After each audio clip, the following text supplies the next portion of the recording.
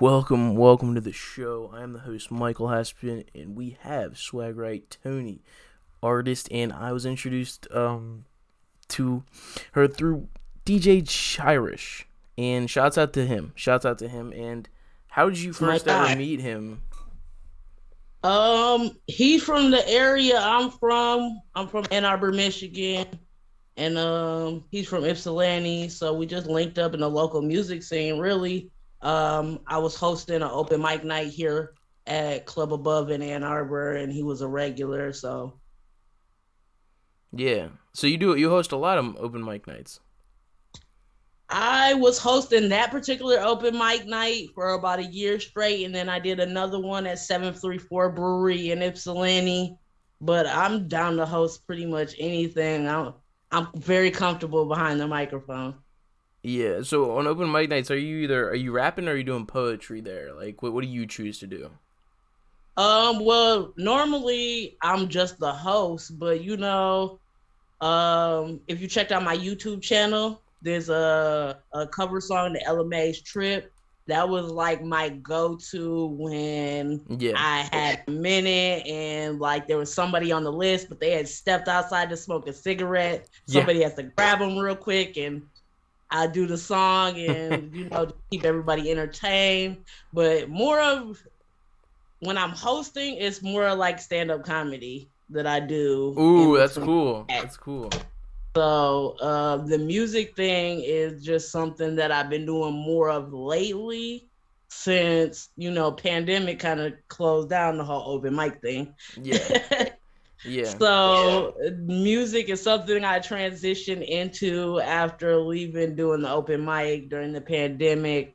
My background in the music industry actually is working with artists in a management aspect and doing marketing for artists. So that's what I was doing in the midst of the pandemic. That was my focus. But the artists that I was working with weren't focused. So I quit. I got in the studio and I made my own music. And here we are. Yeah, and that's where you get the cakes EDM type songs that your music. I've never seen you do a stand up type of thing, but your music does have a lot of comedy to it. I would say that when you hear the lyrics, I think your music's pretty funny at times, and like in the Slave House song, you were talking about like NFTs and crypto. I thought that was cool and stuff like that. But how'd you get into the EDM type of thing, and what songs like that do you have coming out soon? Well, like I said, I'm from Ann Arbor, Michigan, so I'm about 30 minutes away from Detroit, and that's kind of like the home of techno in the United States. So I've definitely been a fan of house music, techno music, and all that stuff, especially the stuff that like Lil Jon's been doing lately. And so that's just a lane that I've always been a fan of. And I don't feel like as a music artist, I should box myself in and just do one genre of music. I feel like I should just make good music. So when we were working with Cakes, I linked up with a producer from overseas. And he's like, I love Cakes. Would you mind if I did something with it? And I sent him the vocals and he sent me that back and I'm like, let's put it out. And I loved it. I honestly, I think that was an awesome move. Like, shouts out to, what's his name of that producer? Oh God, I don't have his name right on the top of my head. I apologize. He's from overseas, so that's why like his name and everything isn't on the promo for everything because we haven't really figured out like the payment through traditionally when I'm working with a producer here in the United States, they'll have a BMI or ASCAP that they go through and all that stuff. But with him, it's like I'm just paying him out of pocket. Yeah. But instead of going through traditional publishing, because we haven't figured out with the country that he's in and what he's supposed to be doing. But so I will definitely let you guys know his name. We're actually working on a new song here for Pride season that we're going to be putting out, and we're going to be doing a bigger push together on that one. Like I said, Cakes was just a remix and something that we did, and I wasn't sure if it was going to be a one-off thing, but Maybe y'all could do a whole album together. Who knows? Who really knows? knows. Like, I'm really down to work with him. Like I said, we're working on more of an original track this time. Last time it was kind of just like, I sent him the already made vocals for the other song. But this time we're doing like completely original vocals, and he's building me a beat from the ground up. So I'm excited to see what we come up with this time. Yeah. Now I want to go back to the beginning. How did you form the SwagRight clothing brand? So SwagRight, in the beginning, I was just a reseller. When the economy took a tank in 2008, 2008, I decided to take advantage of like all the stores in my area that were just going out of business. So I went around buying a lot of stuff on clearance, markdowns, all that stuff. And I was selling online, selling Facebook, selling out of a backpack, doing pop-ups, just anywhere I could go. And from people just learning about my brand name, which was SwagRight, and it was kind of just like a marketing thing. They start asking me like, do you have your own clothing brand? That's something like people always just assume when, I was like, I sell clothing and I got this business called SwagRight. They just assumed it was my own brand. Yeah. So I'm like, if people are making that assumption, let's do it. So did my research. I started sourcing clothes from overseas. Then hats, sunglasses, of course, t-shirt, and apparel. But that's how I got started. Just went from reselling to doing my own thing, and from there I went on to styling artists for videos and concerts, and that's how I kind of worked my way into getting into the music industry. So did that did that happen before the music, the clothing brand type of stuff? Was music just recently? Yep, the clothing was first. So I started like 2008 with the clothing, and I actually started my own, clothing line. Yeah. In 2013, that's when SwagRight became official, and I actually became my own clothing line. And from there, I started to work with artists. And in 2016, that's when I got into management. What do you think people should focus on when it comes to building a brand? Marketing. That's something that I feel like both people who have clothing brands and people who do music don't do enough of. You can never do enough marketing. There can never be enough people who have heard of your brand. There are almost 9 billion people in the world now. You need to touch all of them. Soon we're going to be living on floating cities, the amount of people. Right? You ever see those like predictions of what the future is going to be like and how there's like floating cities and type of stuff? Mm-hmm. That's just cool. But now, like, out of all the people you worked with, like musicians you've worked with, but not on music, more on the styling and clothing type of aspect, who would you like to work with on music that is someone that you worked with not on music before? Do you get what I mean? Yeah. Oh, God. I worked with so many great artists.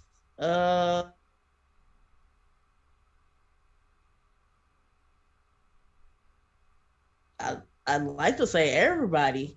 Yeah. I feel like if I pick one person out of everybody singles else, I'm gonna get calls and text messages after this is over. Yeah. No, I understand that. No, for sure. Yeah, I understand that. And now, but definitely, I want to work with people outside of the Michigan. Like, I pretty much get so much love from a lot of people in this area that I want to work with people outside of Michigan, specifically like Atlanta, and Chicago, because my single Slave House has been doing really well in Chicago. So I'd like to do work with some artists out of Chicago. Yeah. Now, back on the Slave House song, you're talking a lot about, like, NFTs and crypto. Are you, like, a holder of any coins or, like, NFTs? Like, what's your perspective on that side of the internet? So I have a little Bitcoin, I have a little Ethereum, I have some cash. Uh, it's really, for me, it's too early for me to make that a large part of my portfolio. I feel like I am an investor. I have a little bit of money in a couple of things. I like to diversify my portfolio. Yeah. But for me and the way my portfolio set up, the return, it just isn't there yet. And Yeah. I get what you mean. the volatility of the market because of so many new people coming in makes it dangerous. The fact that it's completely unregulated, so there are very few coins that you can 100% trust in. Like, you have your Bitcoins and your Ethereums that have, the longevity that they have, and they have other things that are built on their blockchains and all that stuff. So there's a reason to trust it, because there are other multi-million-dollar companies that are putting their money into this. But then you have all these other startup coins that some of them are just Ponzi schemes and pyramid schemes, Yeah. and you do your research and know the difference. It's just like any stock that you would buy from the stock market. You got to do your research. Any mutual fund, any investment that you would get into that is being marketed, it's always iffy when people are marketing investments to you. So It's like kind of like the a lot of people will hype up like celebrities. The CoffeeZilla guy does a lot of videos on how celebrities will buy a lot of a coin and build it up, and then when like the day of when it launches, they'll like sell it all or some shit because the value's up because it's the first day of the yeah, launch, and they get a lot of money. But then the customers that end up buying it, who are their fans, that the value just spikes down, and all tanks. once they sell, their big, their big sharehold, the price tanks. And it's like I said, when you have a something that's not owned by a lot of people, and one person owns most of it and they sell, it's not worth anything anymore. That's just the way markets work. So it's like Floyd Mayweather and Kim Kardashian just got caught up in, some stuff like that. So Yeah. Yeah. you just gotta be careful. I suggest getting yourself a high yield savings account. A lot of those, I have a high yield savings account that made me more than cryptocurrency ever did. So, What's that called? Let me look that up for later. my high yield savings But account. is it like is it just called like high heels savings account? Like where is it at? Like Oh, is I it a can send website? you a link to the company that I mess with. I mess with Outlet Bank. They have a high yield savings account. I can send you a link. Yeah, for sure. Put me on later. But now I want to ask you've done a lot of covers of a lot of songs. One of my favorites being the girls, one girls cover. Now, what was your favorite song to cover? I think the girls want girls. I'm a Drake fan. I know a lot of people gonna hate on me, but I am somebody who saw the vision of Drake from the I got beginning. a cardboard Like, cutout right there of Drake. It's turned to the side, but I feel you.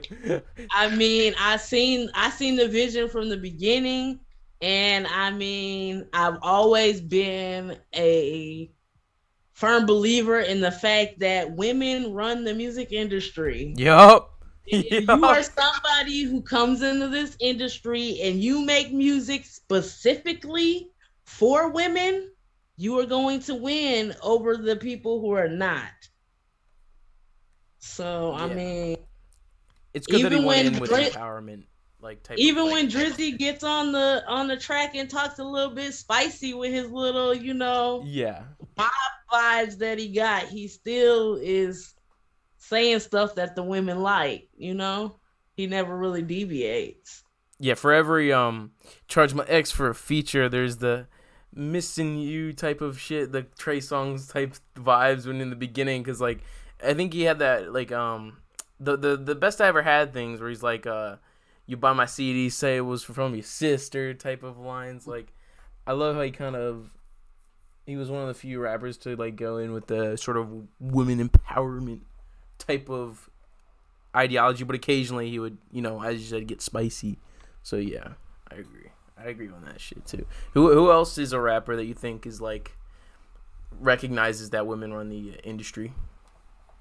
2 Chainz. Yeah, dang, I didn't expect you to say another that. Tony. Another Tony.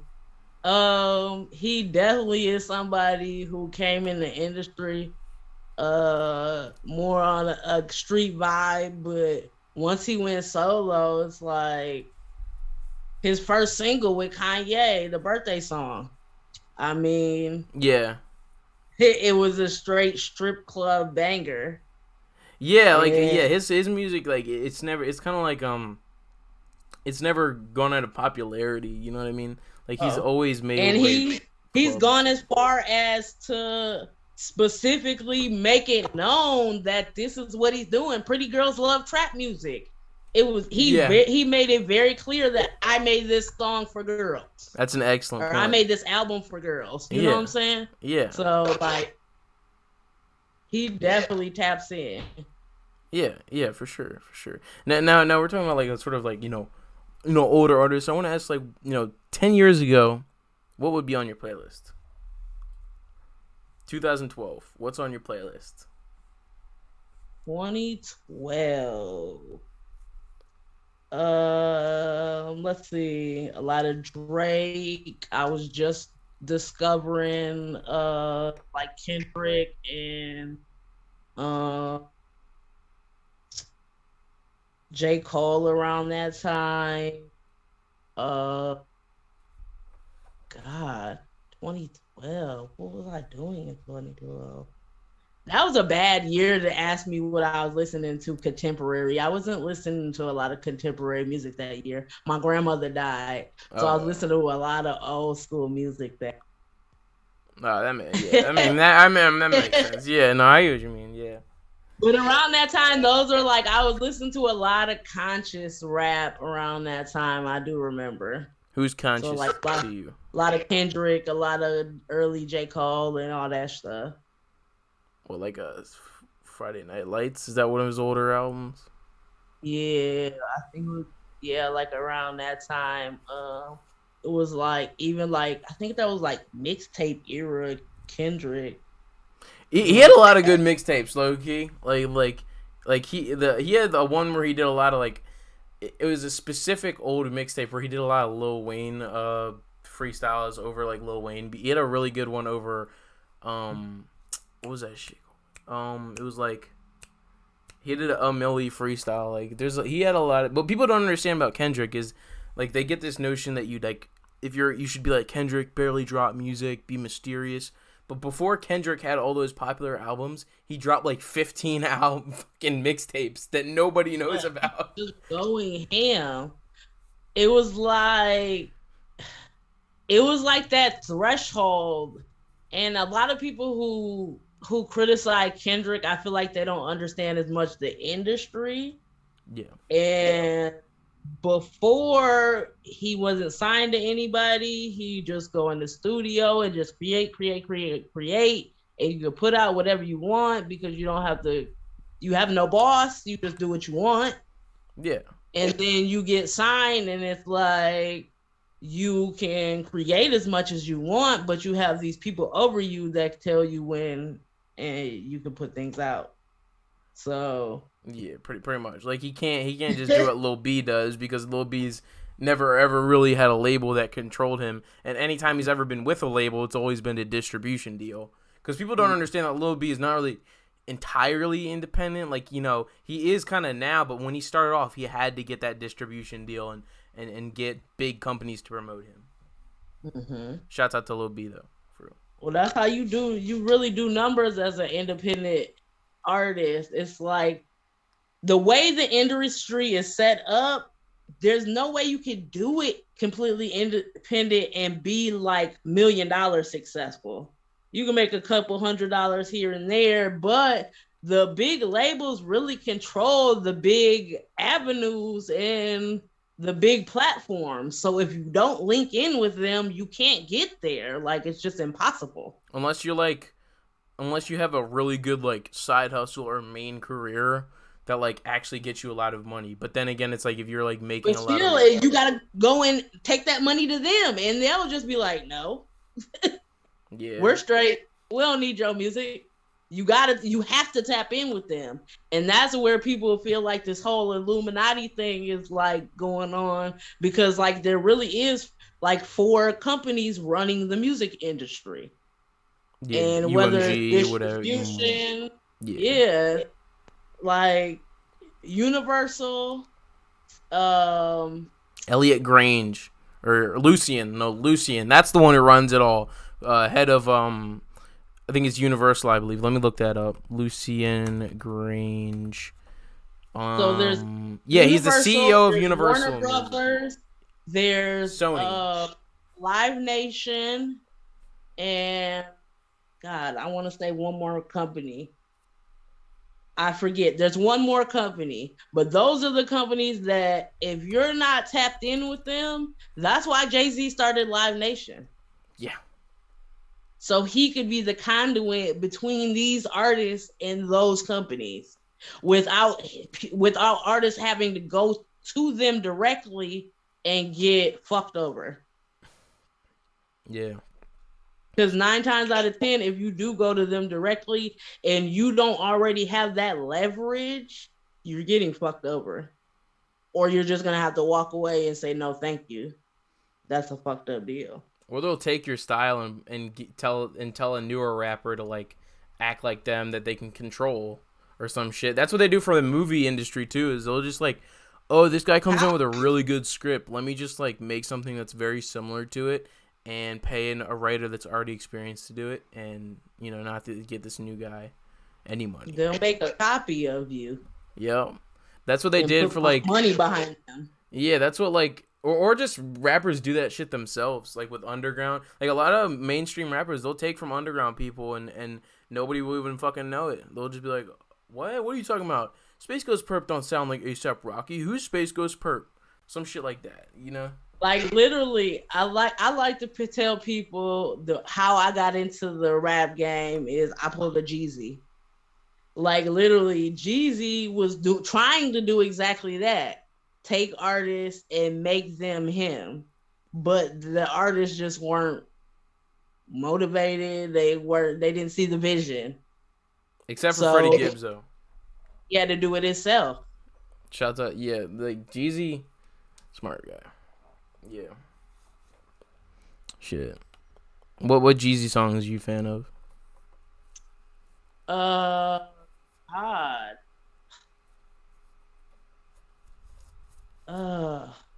Jeezy.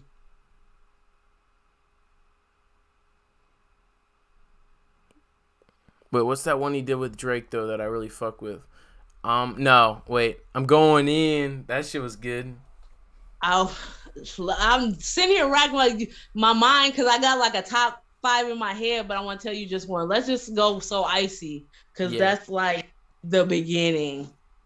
And then there's so much history behind the song, and then him and Gucci, and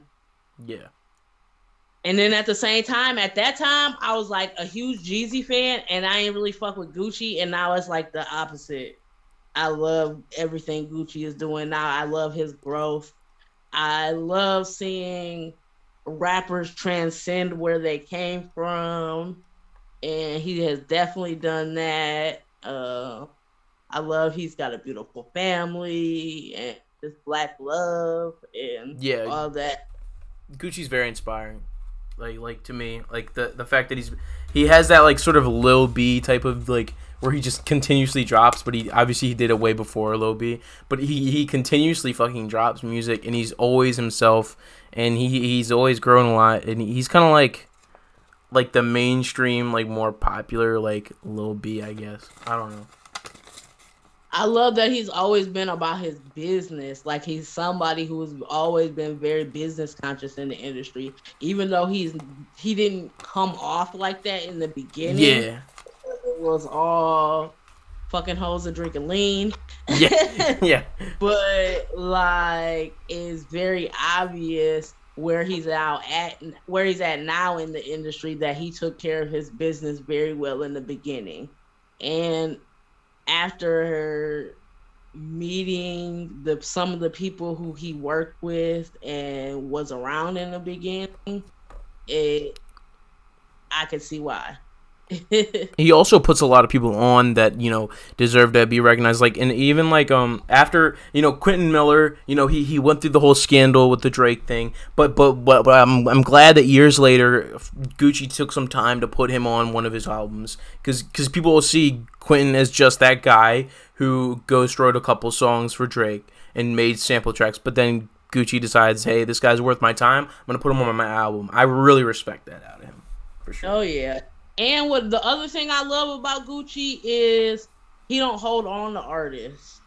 Yeah. Like if he discover you, like when he was about to go to jail, I mean, there was artists who he had discovered, artists who he had worked with, like Young Thug. Young Thug got it under contract, and he was able to just let him go, so he wasn't tied up in business with Gucci. Well, Gucci in jail. Yeah. And he was able to go on and flourish in his career. Yeah, like he'll work with you and he'll let you like do your own thing afterwards. But the first time he works with you, that's just like this is like a good little like walk of fame type of star type of thing. It's a good cementing in the industry. Yeah. Like he worked with like Future, like, you know, early on in Lil Uzi, early on in all, like he's just I respect the amount of collabs. Chief Keef too. Who is kicking doors open for other artists. Exactly. Now, before we wrap this up, I want you to speak on any new music that you haven't spoken about, or any announcements that you want to talk about before we wrap this up. What we talking about? Gucci. I just uploaded about 10 minutes of Deb Antney, Waka Flocka's mom, at the Power Summit, the Power DJ Summit in Atlanta. I went to it in January. Shout out to Coalition DJs. So I got some footage of that. I just uploaded to my YouTube channel. So if any artists on here want to check that out, it's a lot of good game. Deb always spitting that good game, telling artists to get their shit together. Let's see. I'm working on new music as we speak. I'm pretty sure my next single is gonna be called Fake. It's actually a little track that I came up with just out of my sleep. Like I came up with the hook out of my sleep and like hurry up and got my phone out and like put it on TikTok. So if you go on my TikTok, follow me at SwagRight Show on TikTok, you can see the beginnings and the recording process of that song and a little sample clip of that song. I'm working on another song called Problems. I'm not sure if I'm gonna put that out next because, like I said, music. I'm making music for the ladies, so I'm working on another song that I feel like I might want to put out first for the ladies. And then we're doing the Pride EDM song that I talked about earlier. Yeah, dropping the Pride season in June. So that's what I'm working on now. And I'm working on a short film. Ooh, nice. That I recorded in 2020. I'm just finishing up. I got one more scene. Actually, if anybody's here locally, I got one more scene. I need a reporter for a scene. So if anybody interested, they can slide in my inbox and get with me. And so I'm wrapping that up. I'm editing that as we actually after I get off of here, I'm gonna get on the computer and edit a little bit. And this all sounds awesome. This all sounds like you're a creative machine, really. I like to do so much. Like film is what I thought I was gonna be doing with my life. If you would have asked me in high school what I was gonna be doing, I thought I was gonna be Hype Williams out here like shooting music videos and doing movies like Belly, because Belly's my favorite movie.